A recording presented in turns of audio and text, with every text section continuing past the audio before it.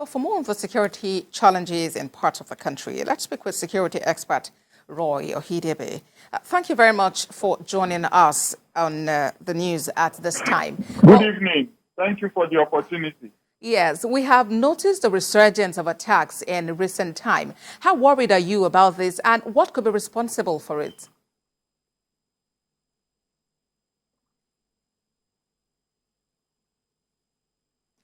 Mr. Okhidievbie, can you hear me, please?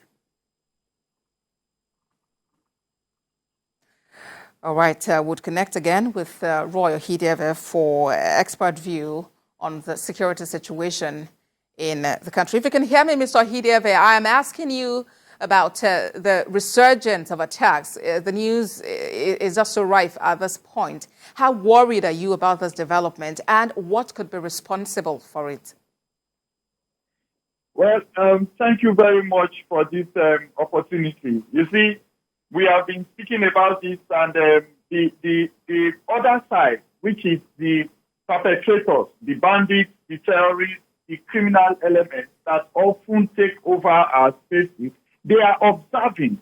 So many times we talk about this, and we advise security agencies not to show up their trump cards all the time. Now, during the catch crunch, you notice that there was tone down in the activities of these terrorist organizations, because definitely it became difficult for people to exchange cash for life. So right now, with the current extension, its opportunities have come back again for them to be able to get cash. But my concern is this: during the time that we were doing our census to be able to give out the voter card, that was an opportunity for the security agencies to re-strategize all the unpoliced areas, to restructure patrol and intervention systems. But right now, these guys are positioned, and we are looking at it dangerous. Well, as it is now, it's actually multifaceted, because you talk about farmer header crisis on one hand, talk about banditry, talk about the Boko Haram on another hand. And for the farmer header crisis, for instance, climate change has been blamed as being responsible for it. Let's talk about solutions. How do we go, and where do we go from here? Well, we have consistently advised. In Nigeria today, we have more than 10 universities that run 5-year program for criminology and security studies and intelligence studies. We have advised that the government should take advantage of this and find a way to quickly go and recruit tangible hands. We have also advised that the government should ensure that the motivational level for the agencies are appropriate to attract strong intelligence personnel in the country to contribute to our security parameters. We have also advised that the government should look at deployment and discipline. Discipline from top to the bottom of the hierarchy of security agencies. And the exit plan. When I'm within, how do I come out? Who do I be? How do I survive when I come out? So if the government can look at all these triangles, I am sure it will have a strong and formidable security agency deployment in the country.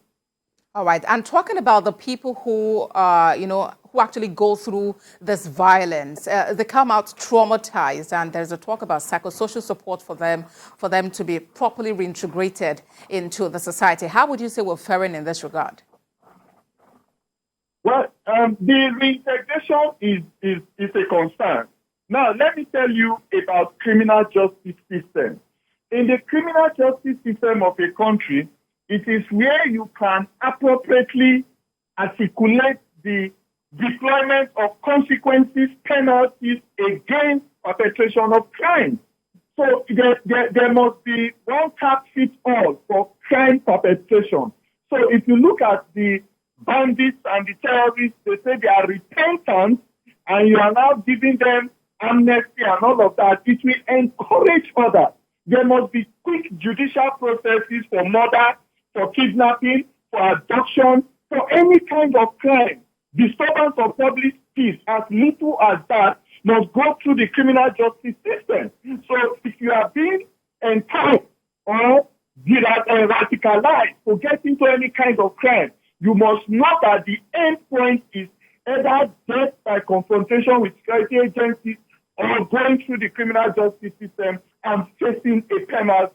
Beyond that, favoritism and condescension will increase criminality and attract the multitude of jobless Nigerians to be induced into criminality.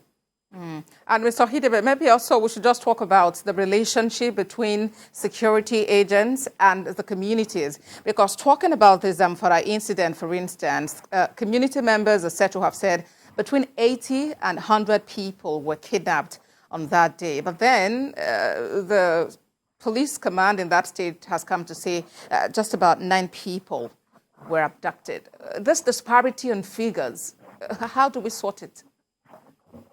Yeah, we have an opportunity we are not utilizing.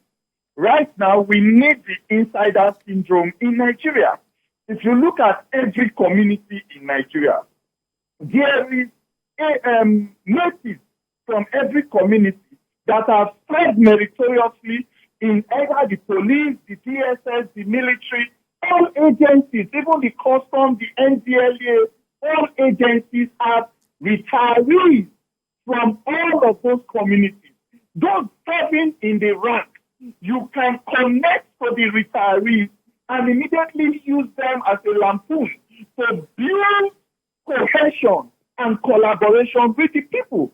If you read the book from Solomon Arase, the former IG, who is now the Police Service Commission, community policing is an advantage for government to be able to lampoon the connection between the community and the agencies.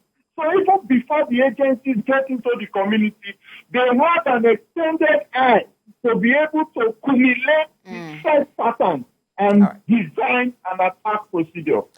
Okhidievbie is a security analyst. Thank you very much for talking to us at this time. Always a pleasure. Thank you very much.